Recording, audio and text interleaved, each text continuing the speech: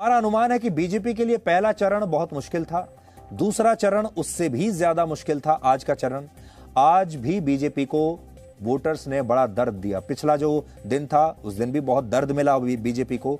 उत्तर प्रदेश की हार के बाद क्या गोदी भी मोदी एंड कंपनी के साथ बेवफाई करने जा रहा है? जीवन की एक सीख बीजेपी इस उत्तर प्रदेश के चुनाव के बाद गांठ बांध कर रखने वाली है कि जब तक चांदनी हो रात हर कोई देता है साथ। नमस्कार, मैं हूं अंजर आफाक और आप देख रहे हैं सदा हिंद। यूपी में बदलते सियासी हालात ने अपना असर नोएडा में दिखाना शुरू कर दिया है। अब दिल थाम कर सुनिए कि बीजेपी के किस हमसफर ने बीच सफर ही बीजेपी का साथ छोड़ दिया है। याद कीजिए वो आवाज जो बीजेपी के हर राग में अपना आलाप मिलाकर सत्ता का गुणगान किया करता था। उसने भी सुर ऐसे छेड़ दिए हैं कि बीजेपी उसे मोहभंग मान सकती है। हालांकि अभी गुणगान किया करता था, कहना जरा जल्दबाजी होगा, लेकिन जी मीडिया से जो रुझान निकल कर आ रहे हैं उसे देखकर अब यही लगता है कि रिजल्ट के पहले बीजेपी के गोदी मंडली से एक की एग्जिट होने वाली है।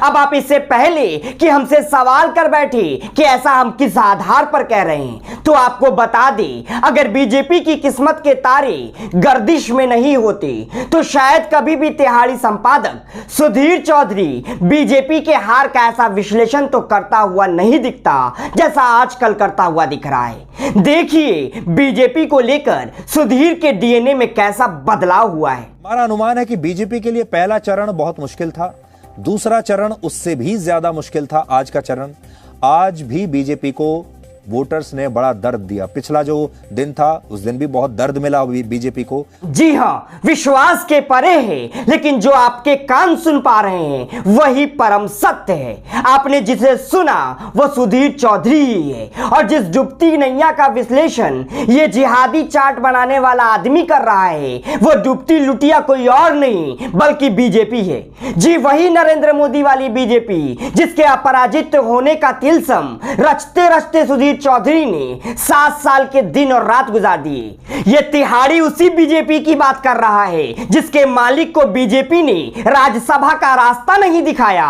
बल्कि राज्यसभा तक पहुंचाया भी। ये उसी बीजेपी के हारने का दावा 2 चरणों में कर रहा है जिसके सत्ता काल में इसके मालिक ने अपने 91% कर्ज से मुक्ति पाली। बात उसी बीजेपी के सफाया होने का कर रहा है जिसके लिए कभी ये आदमी दिल्ली वालों को मुफ्तखोर कहता था। अब समझिए कि 80-20 के नैरेटिव के उत्तर प्रदेश के पहले 2 चरणों में धाराशायी होने के बाद कैसे सुधीर चौधरी के तेवर बीजेपी की तरफ कड़े और अखिलेश यादव एंड गठबंधन की तरफ से नर्म पड़े हुए हैं। सुधीर चौधरी जो 100 नंबर के पेपर में बीजेपी को 200 तक दे सकता है, वो आज बीजेपी को इस बात के लिए लताड़ रहा है कि बीजेपी केवल 80 नंबर का ही पेपर अटेम्प्ट कर रही है और अखिलेश यादव पूरे 100 नंबर के प्रश्न का जवाब दे रहे हैं।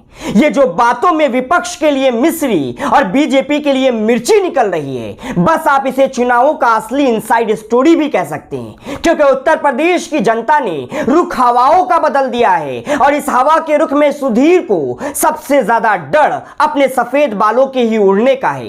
क्योंकि जहां तक बात योगी जी के बालों की है उस पर क्या कहें हम, आप और सुधीर दोनों ही समझदार हैं।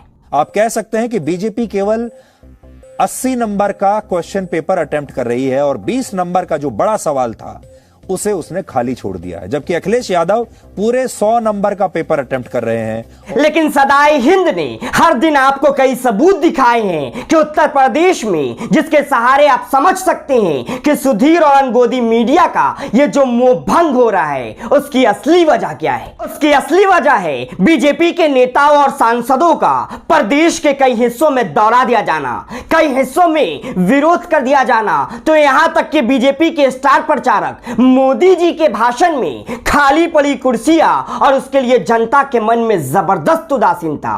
क्योंकि उत्तर प्रदेश में भाजपा की जो हालत है वो यह बीजेपी के नेताओं को अपनी बात खाली पड़ी कुर्सियों को समझाना पड़ रहा है और भाजपा के चाणक्य को जयंत चौधरी के पैरों में पड़कर चौधरी का साथ नसीब नहीं हो रहा है। मतलब ये कि बात बात में बुलडोजर पर सवार सरकार पर जनता बुलडोजर चलाने का सोच लिया है। अब सोचना गोदी को था कि वो बुलडोजर से बचना चाहते हैं या उसके नीचे आना चाहते हैं। और सुधीर के मिजाज ये बताने के लिए काफी है कि उसने तो अपना फैसला कर लिया है। तो सुधीर के इस डीएनए पर क्या है आपकी राय, हमसे कमेंट सेक्शन में जरूर साझा कीजिए। वीडियो पसंद आने पर इसे लाइक और शेयर कीजिए, और अगर अब तक आपने हमारे चैनल सदा हिंद को सब्सक्राइब नहीं किया है तो इसे फौरन सब्सक्राइब कर लीजिए। शुक्रिया।